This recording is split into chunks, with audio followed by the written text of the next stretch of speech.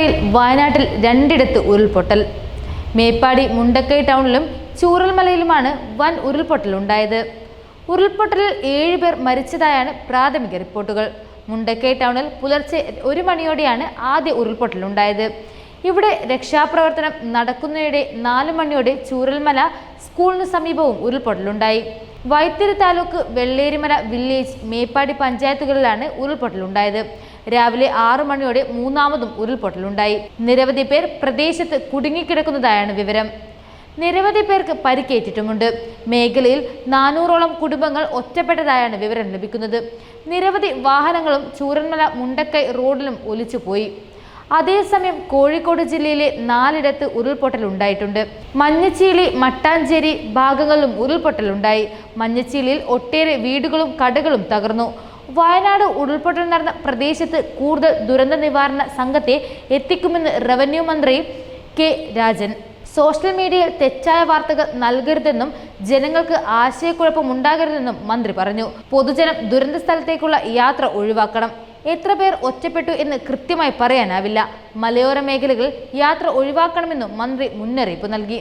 അതേസമയം കാലാവസ്ഥാ പ്രശ്നം കാരണം വയനാട്ടിലേക്കുള്ള മന്ത്രിമാരുടെ ഹെലികോപ്റ്റർ യാത്ര ഒഴിവാക്കി.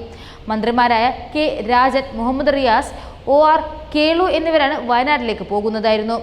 റവന്യൂ മന്ത്രി ദുരന്ത നിവാരണ അതോറിറ്റി ആസ്ഥാനത്തെത്തി.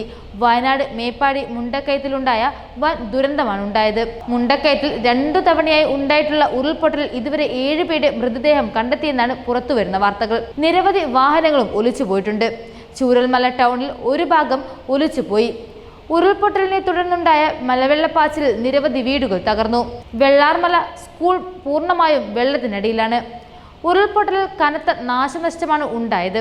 വയനാട് ഇതുവരെ കാണാത്ത അത്ര വലിയ ദുരന്തമാണ് മേപ്പാടി മുണ്ടക്കൈ മേഖലയിൽ ഉണ്ടായിരിക്കുന്നത്. മുണ്ടക്കൈയിൽ പുലർച്ചെ 1 മണിക്കും പിന്നീട് 4 മണിക്കുമായി 2 തവണയാണ് ഉരുൾപൊട്ടിയത്. അർദ്ധരാത്രിയിലെ ഉരുൾപൊട്ടലിന് ശേഷം രക്ഷാപ്രവർത്തനം നടക്കുന്നതിനിടെ വീണ്ടും ഉരുൾപൊട്ടി. 400ലധികം കുടുംബങ്ങളാണ് ഉരുൾപൊട്ടലിൽ ബാധിച്ചിരിക്കുന്നത്. നിരവധി പേർ അപകടത്തിൽപ്പെട്ടിരിക്കുന്നതാണ്.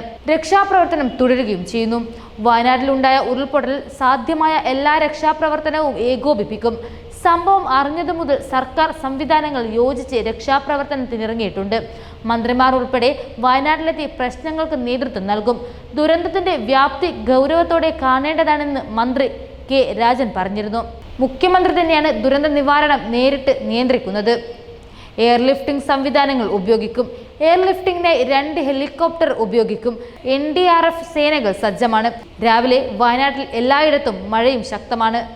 ആകാശമാർഗമുള്ള യാത്രയ്ക്ക് രാവിലെ കനത്ത മഴ ചെറിയ തടസ്സമാണ്.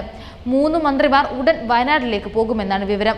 OR Kelu, PA Muhammad Riyas, K Rajan എന്നിവരാണ് പോകുന്നതെന്നാണ് ഇപ്പോൾ നിലവിൽ കിട്ടുന്ന വിവരം. ആളുകൾ ആരും തന്നെ അങ്ങോട്ടേക്ക് പോവാൻ പാടുള്ളതല്ല. അത് രക്ഷാപ്രവർത്തനത്തിന് തടസ്സമാകും. കാഴ്ചക്കാരായി അങ്ങോട്ട് പോകുന്നതനുസരിച്ച് പരിശീലനം സിദ്ധിച്ച രക്ഷാപ്രവർത്തകർക്ക് ബുദ്ധിമുട്ടാണ്. തെറ്റായ വാർത്തകൾ പങ്കുവെക്കരുതെന്നും അഭ്യർത്ഥനയാണുള്ളത്. മരണം സംബന്ധിച്ച് ഔദ്യോഗിക കണക്കുകൾ പുറത്തുവിടാൻ ഇതുവരെ കഴിഞ്ഞിട്ടില്ല. ആകാശത്തിലൂടെയും കരയിലൂടെയും വെള്ളത്തിലൂടെയും പോകാൻ കഴിയുന്ന മുഴുവൻ സംവിധാനങ്ങളും ഉപയോഗിക്കും. അപകട സ്ഥലത്ത് കുടുങ്ങിയത് എത്ര ആളുകളെന്നും പൂർണ്ണമായ കണക്ക് പറയാൻ ഇതുവരെ കഴിഞ്ഞിട്ടില്ല. മൊബൈൽ റേഞ്ച് ഇവിടെ കിട്ടാത്ത പ്രതിസന്ധി ഉണ്ട് എന്നും അധികൃതർ പറയുന്നു. അതായത് വയനാട് ഇതുവരെ സാക്ഷ്യം വഹിക്കാത്ത അത്രയും വലിയ ഉരുൾപൊട്ടലാണ് ഇന്നലെ രാത്രി കൊണ്ട് ഇവിടെ സംഭവിച്ചിരിക്കുന്നത്. നിരവധി പേരാണ്, അതായത് 400-ൽ പരം ആൾക്കാരാണ് ഇവിടെ കുടുങ്ങിക്കിടക്കുന്നത് എന്നാണ് ഔദ്യോഗികമല്ലാത്ത വിവരം. രക്ഷാപ്രവർത്തനം ഊർജിതമാണെന്നാണ് മന്ത്രി പറയുന്നത്.